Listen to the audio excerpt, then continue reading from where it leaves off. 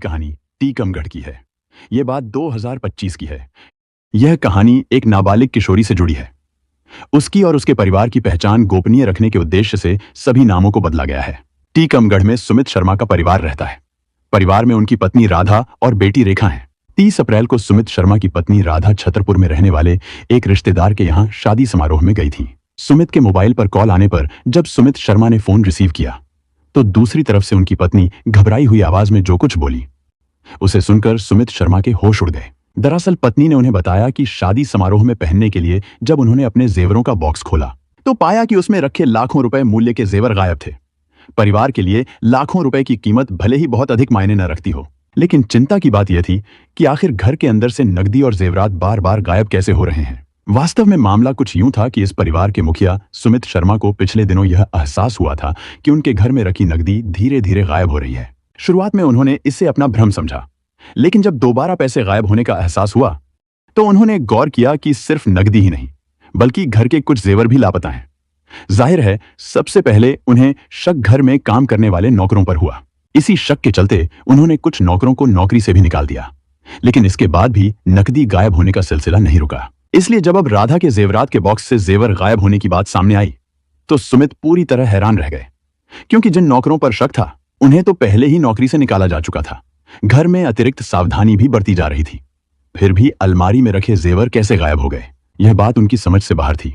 सुमित लगातार इसी बारे में सोचते रहे। इसी दौरान उनके मन में एक ख्याल आया, अगर चोरी किसी बाहरी व्यक्ति ने की होती तो वह अलमारी का ताला तोड़ता या उसके निशान छोड़ता। बिना तोड़फोड़ के जेवर गायब होना इस बात की ओर इशारा कर रहा था कि चोरी किसी ऐसे व्यक्ति ने की है जिसे घर के भीतर तक पहुंच और ताले की जानकारी है। अब पहली बार उनके मन में यह शक गहराने लगा कि कहीं इस पूरे मामले में घर के ही किसी सदस्य का हाथ तो नहीं है। इसलिए जब पत्नी और बेटी छतरपुर से लौटकर घर आई तो सुमित शर्मा ने अपनी शंका पत्नी के सामने रखते हुए कहा कि रेखा से प्यार से पूछताछ की जाए। यह सुनकर पत्नी थोड़ी नाराज होकर बोली, तुम्हारा दिमाग तो नहीं खराब हो गया है? भला रेखा ऐसा क्यों करेगी? सुमित ने शांत स्वर में जवाब दिया, मैं यह नहीं कह रहा कि रेखा ने जेवर चुराए हैं, लेकिन मेरी मानो, उससे प्यार से बात करो, हो सकता है उसे कुछ मालूम हो। पत्नी ने थोड़ी देर सोचने के बाद हामी भरी और फिर उसी शाम मौका देखकर 15 साल की बेटी रेखा को अपने पास बिठाया और नरमी से इस विषय में उससे बात की। मां द्वारा इस तरह की बात पूछने पर रेखा बुरी तरह घबरा गई। उसके मुंह से एक शब्द भी नहीं निकला, जिससे मां समझ गई कि उनके पति का शक शायद गलत नहीं था। उन्होंने बेटी को अपने गले से लगा लिया और नरमी से कहा कि वह बिना किसी डर के सब कुछ साफ साफ बता दे। मां का प्यार और सहारा पाकर रेखा टूट गई। वह जोर जोर से रोने लगी और फिर हिम्मत जुटाकर सारी सच्चाई मां को बता दी। उसकी बात सुनकर मां के पैरों तले जमीन खिसक गई। कुछ देर बाद जब यह बात पिता सुमित शर्मा तक पहुंची तो वह गहरी सोच में पड़ गए। उन्हें धन या जेवरात की चिंता नहीं थी, असली चिंता थी अपनी बेटी की, जो पिछले 1 साल से 2 युवकों के हाथों का खिलौना बन चुकी थी। न केवल मानसिक रूप से पीड़ित थी बल्कि उसका शारीरिक शोषण भी किया जा रहा था। शाम को ही रेखा के पिता ने अपने छोटे भाई को सारी बात बताई और उससे सलाह मांगी। दोनों भाइयों ने काफी सोच विचार के बाद कानून की मदद लेने का फैसला किया।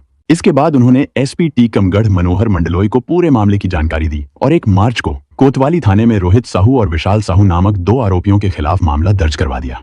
मामला नाबालिग किशोरी के संग जबरदस्ती कर उसका वीडियो बनाकर उसे ब्लैकमेल करने का था।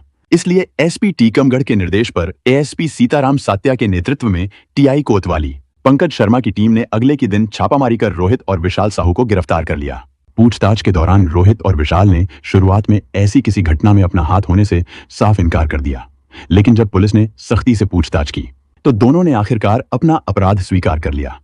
इसके बाद पुलिस ने उनके मोबाइल फोन बरामद किए और उन्हें जांच के लिए भेज दिया। दोनों आरोपियों को अदालत में पेश किया गया, जहां से उन्हें जेल भेज दिया गया। इसी कार्रवाई के बाद यह चौंकाने वाली सच्चाई सामने आई कि कैसे सोशल मीडिया के जरिए दोस्ती के नाम पर एक किशोरी को प्रेम जाल में फंसाकर उसके साथ दुराचार किया गया, फिर उसका वीडियो बनाकर उसे वायरल करने की धमकी देकर लंबे समय तक ब्लैकमेल किया गया।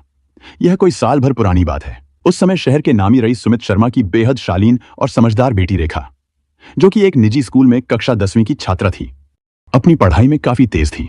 रेखा सोशल मीडिया से जुड़ी हुई तो थी, लेकिन ऐसा नहीं कहा जा सकता कि उसे इसकी लत थी। जनवरी 2024 में एक रोज अचानक उसकी जान पहचान सोशल मीडिया पर ही शहर में बिजली का कोल्हू चलाने वाले 21 वर्षीय युवक रोहित साहू से हो गई। रोहित भी टीकमगढ़ का ही रहने वाला था, जिससे दोनों के बीच बातचीत बढ़ने लगी और दोस्ती धीरे धीरे गहराने लगी। फिर एक दिन रोहित ने दोस्ती का हवाला देकर रेखा को शहर के एक रेस्टोरेंट में मिलने के लिए बुलाया। रेखा की यह पहली गलती थी जब उसने रोहित पर भरोसा किया और उससे मिलने के लिए रेस्टोरेंट चली गई। शुरुआत में यह मुलाकात उसे सामान्य लगी, लेकिन यहीं से उसकी जिंदगी एक ऐसे मोड़ पर मुड़ने लगी जिसका अंदाजा उसे खुद भी नहीं था। इसके बाद दूसरी गलती उसने तब की जब रोहित ने उसे काफी जोर डालकर अपनी बर्थडे पार्टी में बुलाया और वह मान गई। रोहित ने उसे भरोसा दिलाया था कि पार्टी में उसके परिवार के लोग भी मौजूद रहेंगे, जिससे रेखा को कुछ हद तक सुरक्षा का एहसास हुआ और वह शहर की एक नामी होटल कान्हा पैलेस पहुंच गई। लेकिन होटल पहुंचते ही रेखा को शक हुआ, क्योंकि वहां रोहित के कुछ दोस्त तो मौजूद थे मगर परिवार का कोई सदस्य नहीं दिखा, जैसा कि उसने पहले कहा था। माहौल देखकर रेखा असहज हो गई और वह तुरंत उठकर वापस जाने लगी। तभी रोहित ने उसे अपनी कसम देकर रोक लिया। भावनात्मक दबाव और रिश्ते की शर्मिंदगी में फंसी रेखा वहीं रुक गई, यह जाने बिना कि आगे उसके साथ क्या होने वाला है। इसी बीच रोहित का एक और दोस्त विशाल साहू वहां आ गया।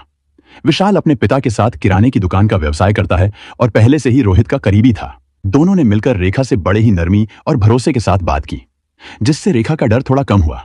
उन्होंने उसे यह यकीन दिलाया कि सब कुछ ठीक है और उसे कोई नुकसान नहीं होगा। इस विश्वास के सहारे वे दोनों उसे होटल के एक कमरे में ले गए।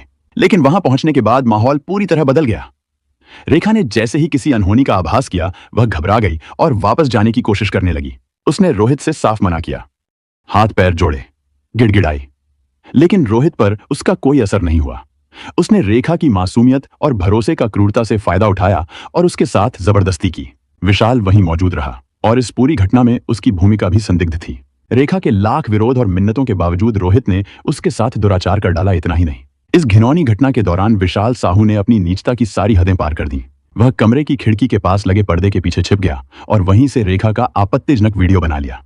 रोहित की हरकत से रेखा अंदर तक टूट चुकी थी। वह बेहद दुखी और आहत थी, इसलिए उसने तय कर लिया कि अब वह रोहित से कोई संबंध नहीं रखेगी। उसने उससे बात करना पूरी तरह बंद कर दिया और खुद को उससे दूर करने की कोशिश करने लगी। लेकिन कुछ दिन बाद रोहित और विशाल ने अपनी असलियत का एक और खौफनाक चेहरा दिखाया। एक दिन वे दोनों रेखा के पास आए और उसे धमकाते हुए वह अश्लील वीडियो दिखाया जो विशाल ने चुपके से बनाया था। वीडियो दिखाकर उन्होंने उसे ब्लैकमेल किया और मिलने के लिए मजबूर करने लगे। डर और शर्म के मारे रेखा असमंजस में पड़ गई।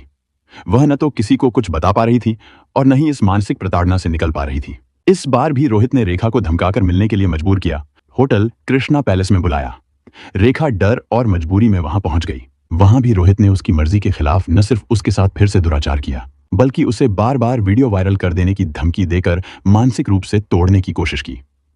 सिर्फ इतना ही नहीं, इस बार विशाल साहू भी पूरी योजना का हिस्सा था। उसने रेखा से साफ साफ कहा कि अगर वह चाहती है कि वह वीडियो किसी को न दिखाए तो उसे इसके बदले पैसे देने होंगे। इस तरह न सिर्फ रेखा का शारीरिक शोषण हुआ, बल्कि उसे आर्थिक रूप से भी ब्लैकमेल करने की साजिश रची गई।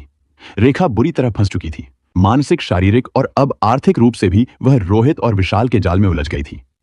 डर, शर्म और धमकियों के चलते वह उनकी बातों में आकर कभी घर से चोरी करके तो कभी ऑनलाइन ट्रांसफर के जरिए उन्हें पैसे देने लगी। जांच के दौरान यह चौंकाने वाला खुलासा हुआ कि पिछले 1 साल में आरोपियों ने रेखा से ब्लैकमेल करके करीब 10 लाख रुपए की नकदी और कीमती जेवरात वसूल लिए।